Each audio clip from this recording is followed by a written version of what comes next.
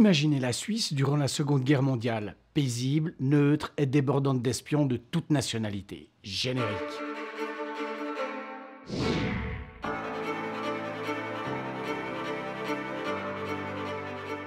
C'était plus une ruche d'espionnage qu'un pays. Les ondes de Berne vibraient comme une boîte de conserve remplie de moustiques. Sauf que ces moustiques étaient des agents secrets, envoyant des messages codés à tour de bras.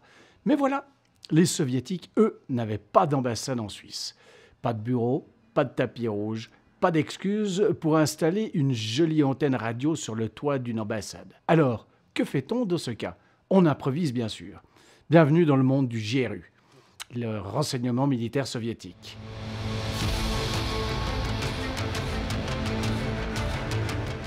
En 1938, Moscou envoie une espionne qui a plus de crocs qu'un couteau suisse, Ursula Maria Kusniewski, alias Sonia, une berlinoise de 30 ans avec un CV d'aventurière qui ferait pâlir Indiana Jones.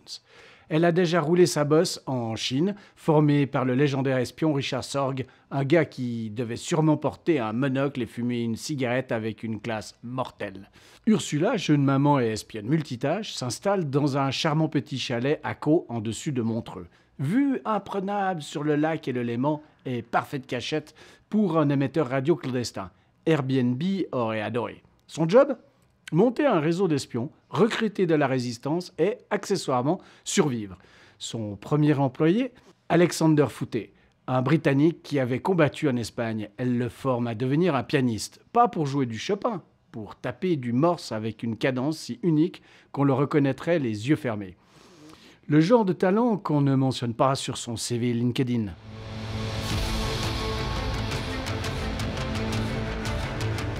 Pendant ce temps, à Genève, un autre maestro du renseignement, Sandro Rado, fait tourner une agence de presse en couverture. Oui, Géopresse, ça sonne bien sérieux, mais en réalité, c'était une fabrique à informations pour Moscou. Sonia devint son opératrice radio attitrée et ensemble, ils forment une équipe de choc surnommée les Trois Rouges du lac Léman. Parce que le communisme, ça aime bien le rouge et qu'apparemment, 3 super-héros contre le Reich, ça sonnait trop Marvel.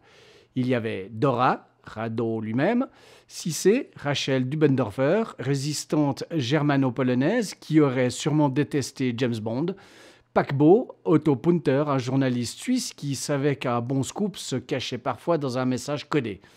Entre eux, ils possédaient 3 puissants émetteurs, un à Lausanne, 2 à Genève.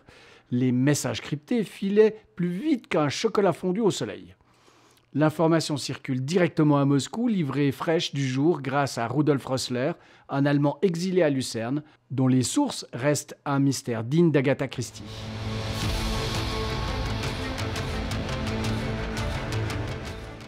Quand l'Allemagne envahit l'URSS le 22 juin 1941, les Trois Rouges tournent à plein régime. Alexander Foote passe ses nuits à pianoter du morse jusqu'à 5 heures du matin.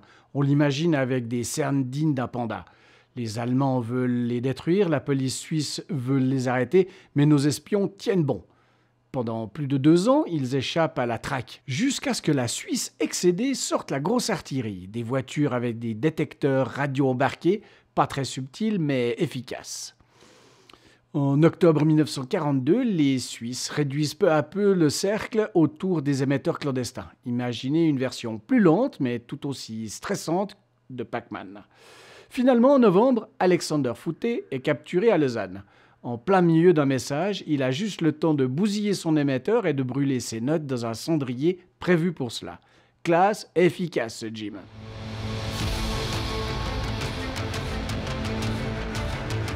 Après son arrestation, Foote finit par être envoyé à Moscou. On lui demande s'il n'était pas un agent double.